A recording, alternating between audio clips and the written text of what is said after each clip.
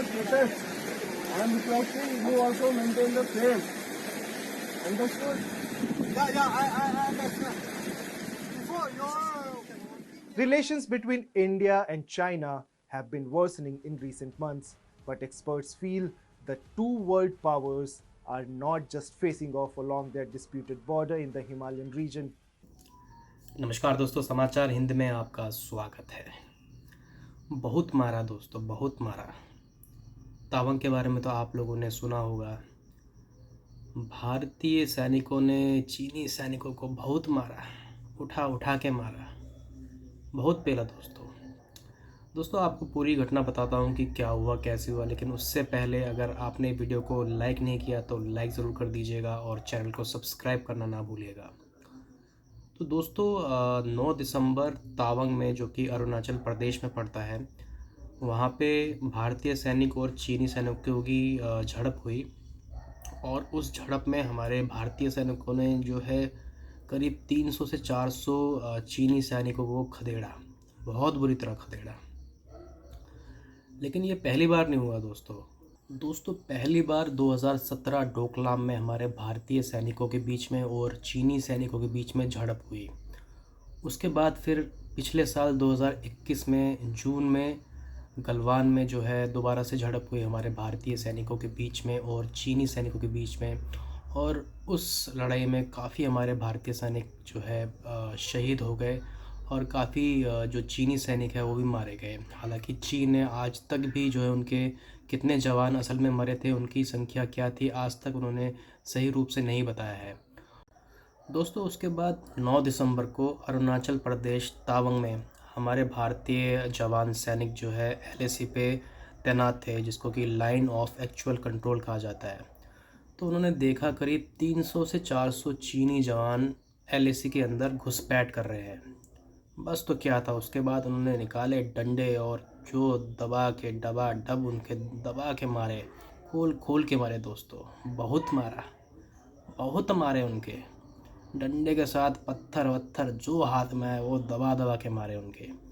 और आखिर में जो है जितने भी चीनी सैनिक थे, 300 से 400 चीनी सैनिक, झुंड का झुंड था, पूरा वहाँ से निकल गया। पहली फुर्सत में वो लोग निकल लिए वहाँ से। और हमारे कुछ जवानों को भी जो है कुछ गंभीर चोटें आई हैं, लेकिन इतनी बड़ी कामयाबी के लिए मेरे ख्याल से जो है इतनी सी चोट मायने नहीं रखती है। और इस पर जो है दोस्तों हमारे देश के जो कुछ डिफेंस एक्सपर्ट है वो भी जो है उन्होंने अपनी राय दी है। और असल में जो है चीन चाहता क्या है, वो क्यों ऐसा कर रहा है, इसके बारे में आपको पूरी जानकारी देता हूँ।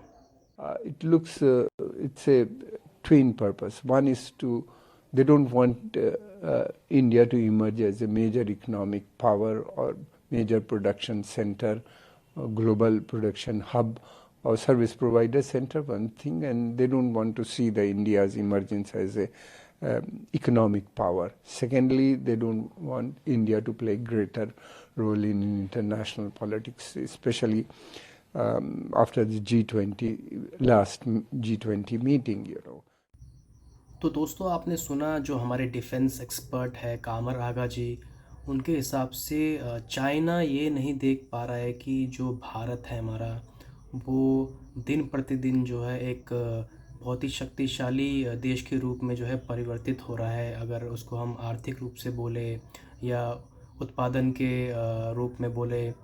और जो चाइना है वो यह भी नहीं झेल पा रहा है कि जो भारत की एक भूमिका है अंतर्राष्ट्रीय राजनीति में, वो भी दिन प्रतिदिन जो है बढ़ती जा रही है। और विशेष रूप से जो आखिरी G20 सभा हुई थी उसके बाद। और जो हमारे दूसरे डिफेंस एक्सपर्ट है अनिल गौर जी, उनका क्या कहना है ये भी सुनिए। It is high time now that we should change our policy regarding all these intrusions. We have given instructions to the troops not to carry weapons over there as per the agreements that were signed with China. But I think since China is not standing by its agreement, we should also unilaterally stop it. And we should allow our troops to open fire on Chinese troops whenever they try to intrude into the Indian territory. There is no question of perceptions.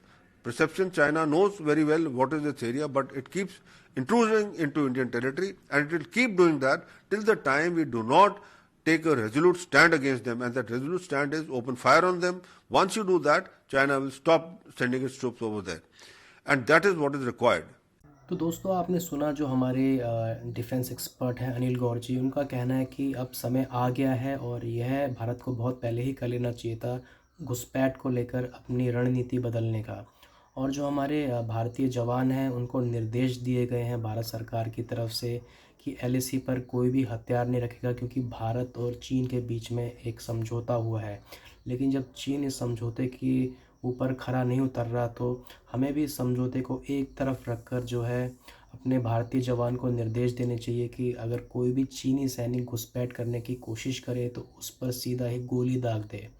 और बात रही नियमों की, तो चीनी सैनिकों को और चीनी सरकार को जो है नियम अच्छी तरह से पता है, फिर भी जो है वो नियम नहीं मान रहे हैं। तो अब समय आ गया है भारत को एक दृढ़ संकल्प लेने का कि अगर ऐसी कोई भी घुसपैठ जो है भविष्य में होती है तो सीधा जो है उन पर गोली दाग दी जाए। और यही नीति जो है चीनी सैनिक और चीन को LAC से दूर रखने के लिए भविष्य में काम आएगी। तो दोस्तों आप क्या सोचते हैं, आपका मानना क्या है जो हमारे डिफेंस एक्सपर्ट ने बताया कि चीन और चीनी सैनिक ऐसा क्यों कर रहे हैं, और भविष्य में चीन को अगर हमें LAC से दूर रखना है तो हमें क्या करना चाहिए, नीचे कमेंट बॉक्स में ज़रूर बताइएगा। और आज के लिए इतना ही दोस्तों, और जाने से पहले जो है चीनी सैनिकों की धुलाई ज़रूर देखिएगा। फिर से मिलते हैं, जय हिंद।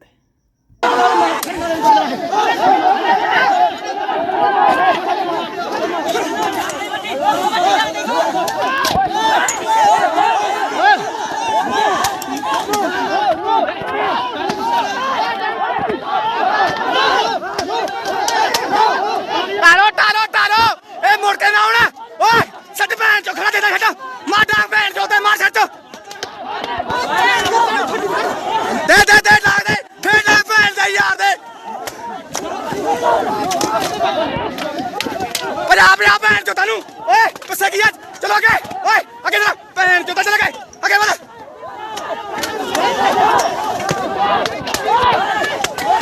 ओ जान दे शावा, छटा छटा छटा,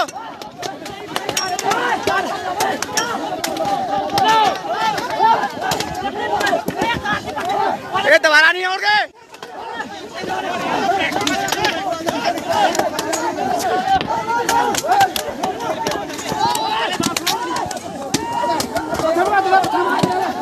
मगर जाओ, मगर थोड़ा जाओ, फिर आगे तक पैर जो ना बस ओ बस करो।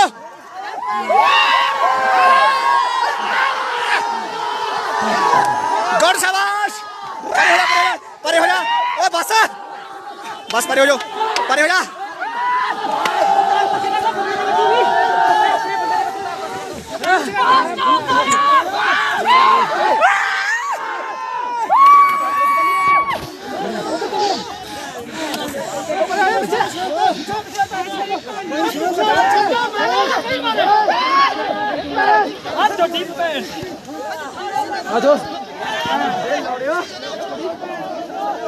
गौर शाबाश।